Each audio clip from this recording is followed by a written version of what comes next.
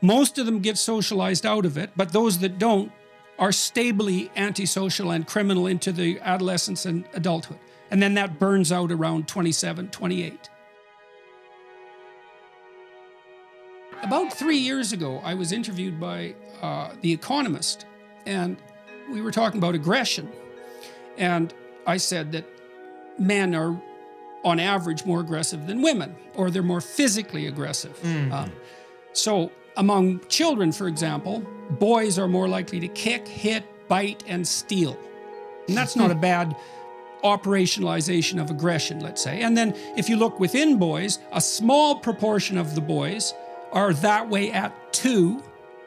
Most of them get socialized out of it, but those that don't are stably antisocial and criminal into the adolescence and adulthood. And then that burns out around 27, 28.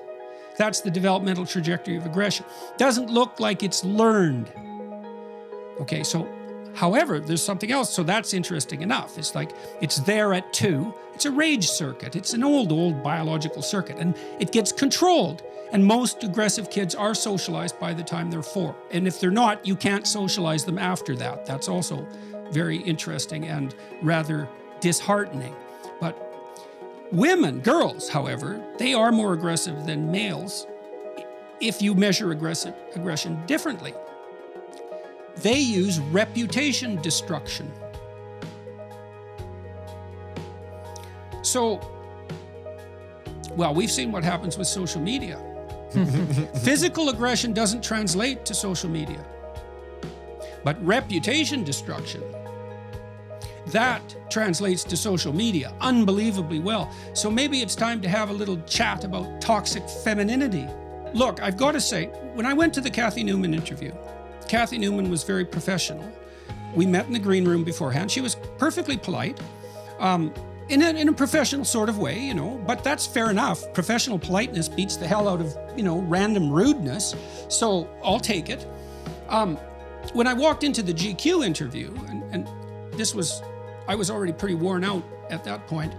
There was a photo shoot first and then the interview, and that place was hostile right from the moment I walked in. And so I'm kind of on edge in that interview because I could feel that. And it was like, the stage was set long before I walked into that. And so there wasn't even professional politeness.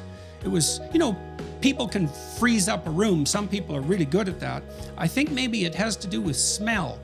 You know, I lived with someone once, and you could tell if they were upset when you walked into the house. You get kind of an uneasy feeling. And the only explanation I have for that is that it's related to smell at some unconscious level. In any case, the GQ interview atmosphere was unbelievably tense. And I was sort of in there for 45 minutes before I started talking. So I was, you know, I was already in the position of a cat who hears dogs barking down the street. So, in any case, it still isn't obvious to me what it is that causes such animosity. If you've had bad experiences with men, and, you know, that's probably the universal female experience, right? Because we all fall short of the ideal.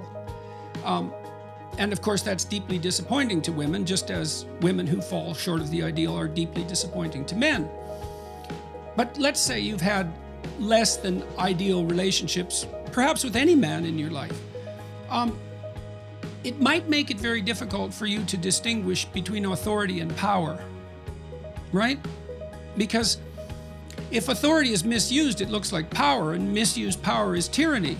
And so the best thing to do in the case of misused power is to reduce the power.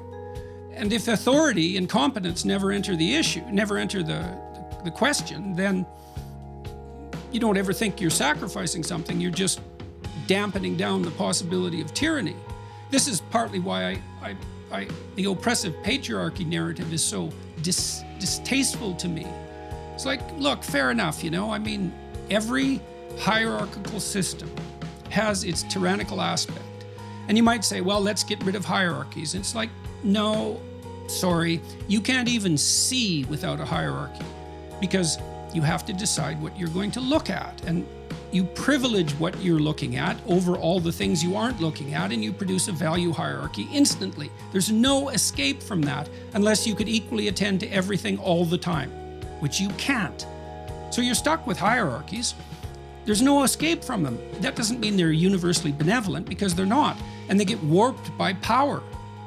But just because they get warped by power doesn't mean that that's their essence. Authority is their essence, and that's competence, right? But if you can't distinguish those two, well, then it's all out assault on anything that looks like power.